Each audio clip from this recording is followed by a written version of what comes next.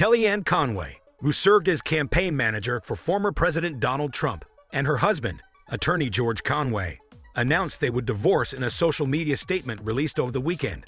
Kellyanne was one of the architects of Trump's election in 2016, while George became one of Trump's most vocal critics. So in this video, we are going to talk about Kellyanne Conway and George Conway are getting divorced. The video is going to be amazing, so make sure you stick to the end. Washington observers questioned the state of their union after George Conway began criticizing Donald Trump, with a fervor that often matched his wife's support of the president.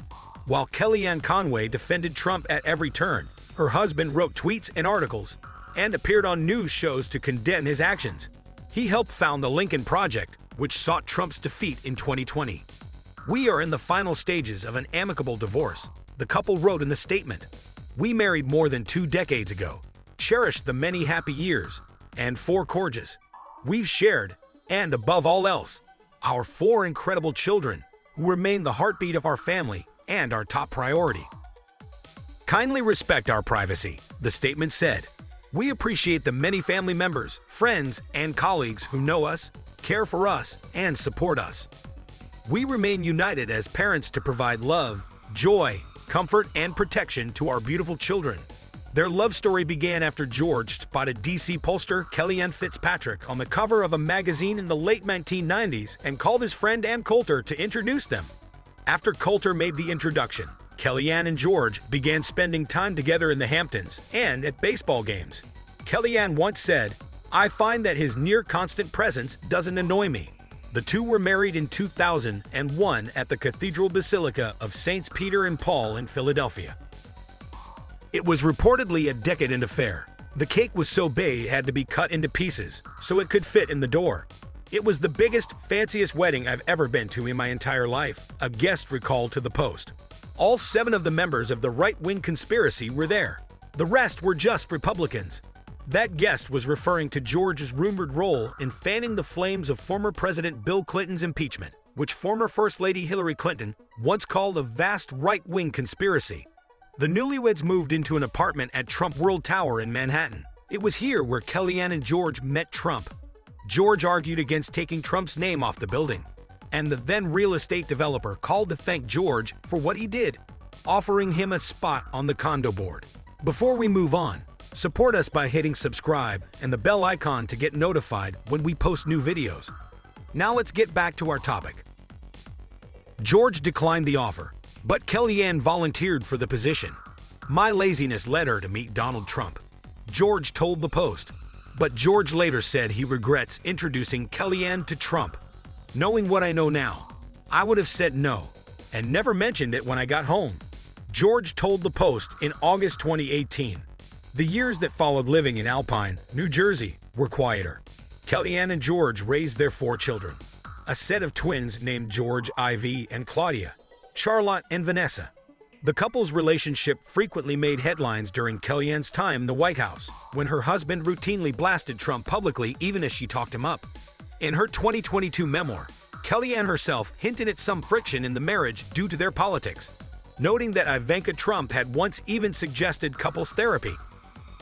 The former president congratulated Kellyanne Conway on her divorce from her wacko husband in a post on Truth Social on Saturday. "Congratulations to Kellyanne Conway on her divorce from her wacko husband, Mr. Kellyanne Conway," Trump said Saturday morning. "Free at last, she has finally gotten rid of the disgusting albatross around her neck.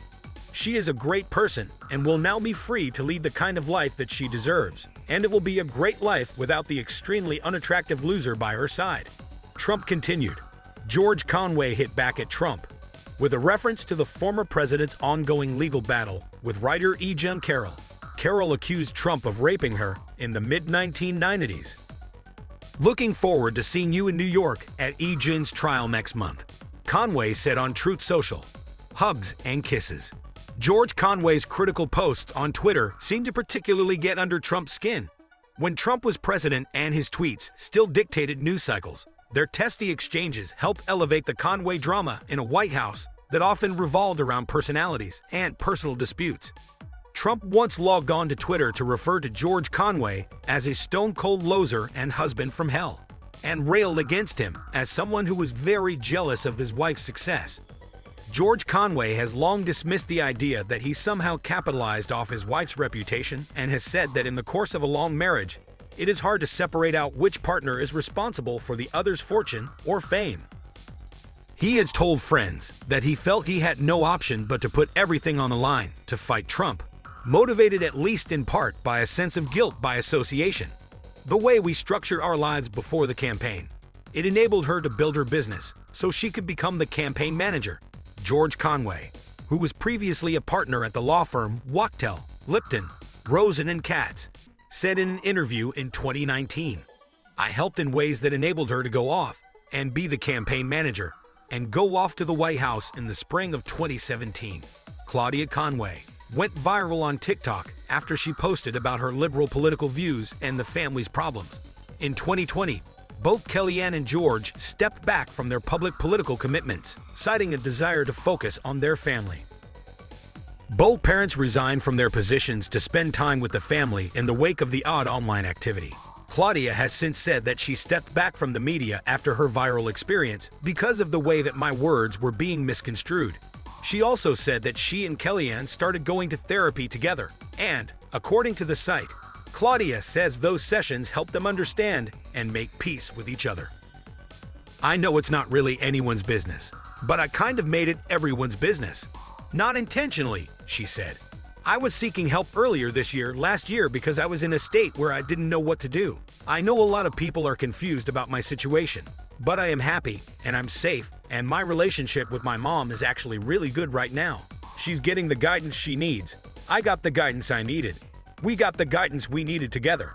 And it's all about breaking that cycle. So we are living proof that you can break that cycle.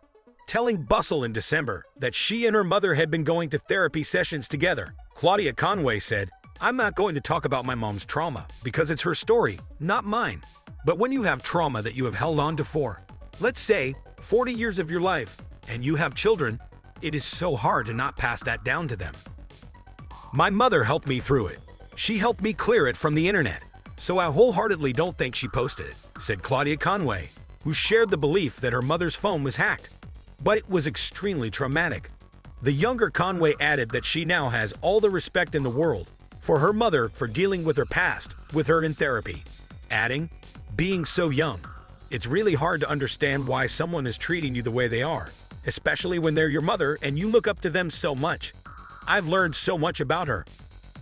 Insiders say that the pair have attempted to repair the marriage, but have now decided to call it. Another source told that the split has been buzzed about inside the Beltway for months. Reacting to their split, one of their fans wrote, "Surprising it took this long. The way he undermined his wife was unchivalrous.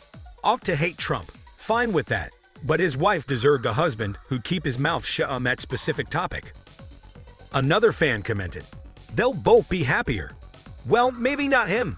He never seems happy. Another fan wrote, "Both sides recognized that this was likely an uncomfortable home. Nonetheless, divorce is traumatic for the whole family, and no one should celebrate it even when clearly appropriate." A fan shared some advice and stated, "My advice, which holds no weight, is find the reason you loved each other. Leave all politics and opinions behind. They matter zero. Find 4 reasons to be the example that people are more important than politics or anything else. You owe it to them to show what commitment looks like." George believed the marriage could be saved, said Philip Reines, a former top advisor to Hillary Clinton, who became an unexpected confidant of Mr. Conway's. But she needed to leave the White House to have a chance. By then, though, it was too far gone. In her book, Kellyanne Conway also accused her husband of being taken in by the attention and said he was essentially cheating by tweeting. It seemed the flood of reaction and attention he was receiving was magnetic and irresistible, she said. While the disagreements between them eventually became insurmountable, the Conways may have stood a chance to remain together longer than many in Washington assumed. The news explains a somewhat cryptic moment on Wednesday's episode of the Fast Politics with Molly John Fast podcast. John Fast asked guest George if there's going to be a change in George Conway's life. He replied, "It's possible," but the show provided no further context, except that he called the host a troublemaker. George critiqued Trump's tweets about the Muslim travel ban. saying that they undermined his administration's ability to argue for the ban in the Supreme Court. He added, however, that he still very strongly supports POTUS. At the time, the move received widespread press coverage, though no response from Trump. A reporter called it George's first tweet storm, to which he responded, "And last." Suffice it to say, he turned out to be very wrong about that. George kept his nose down on Twitter for several months after that, but he popped back up in early 2018, posting more than 200 tweets in March alone, the majority of which could be described as anti-Trump or pro-Robert Mueller, the special counsel leading an investigation of Russia's interference in the 2016 election. George's tweets received another round of media attention, including headlines that said he was going rogue and trolling the president. He soon went viral, gaining scores of Twitter followers and the praise of so-called resistance Twitter before sealing the deal with a 3,500-word essay rebutting Trump's claim that Mueller's investigation was unconstitutional. When asked about her husband's activity on CNN, Kellyanne was indignant, but not about George's opinions. Rather, she claimed to be incensed that the network would do something so off-limits as inquire about her significant other.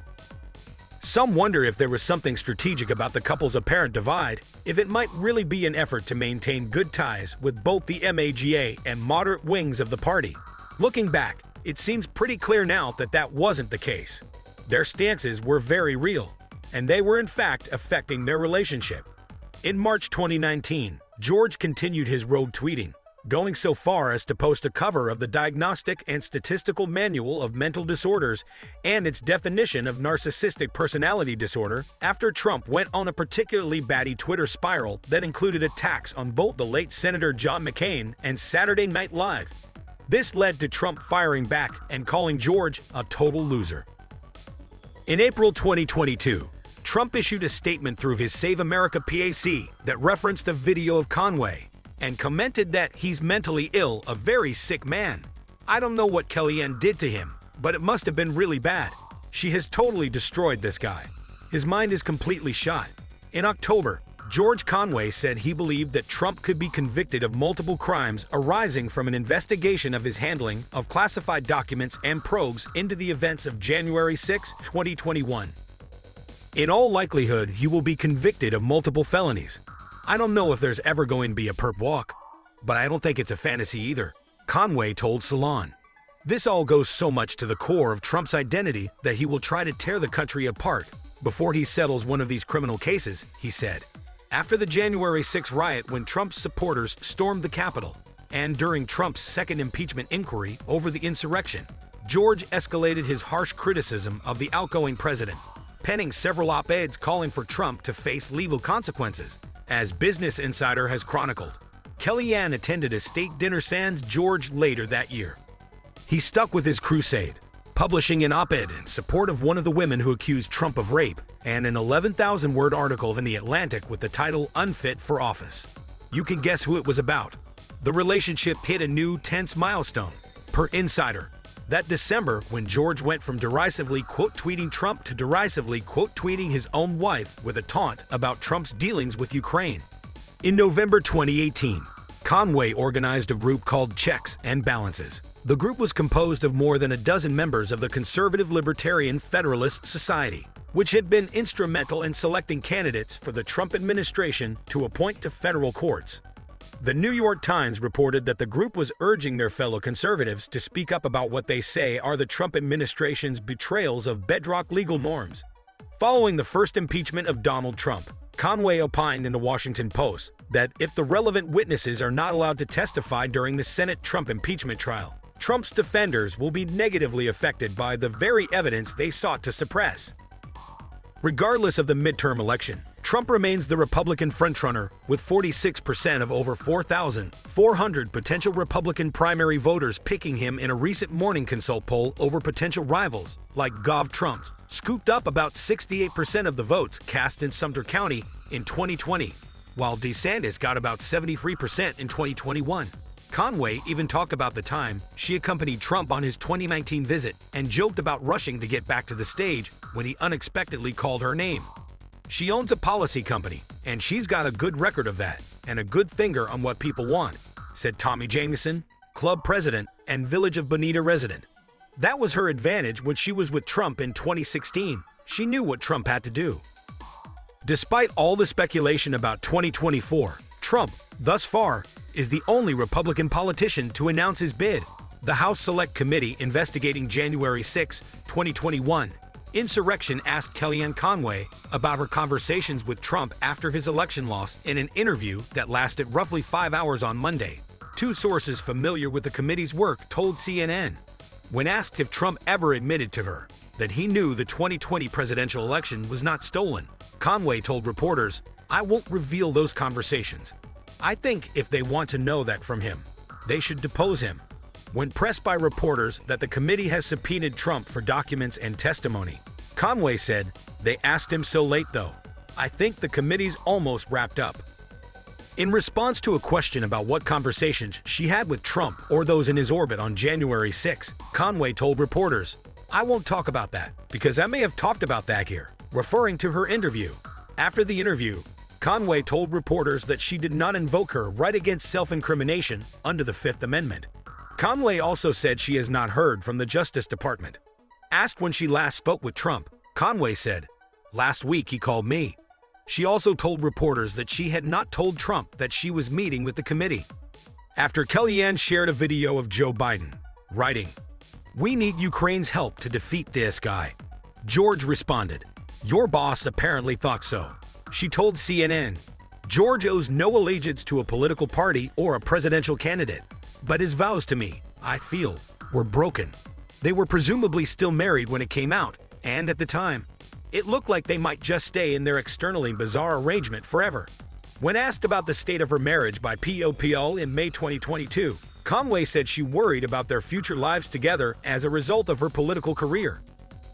"I worry about the harm that's been visited upon this. And for what reason? For politics," she told POPL. "Our vows were not to Donald Trump," she added. "George does not need to support or vote for or want Donald Trump to be the president.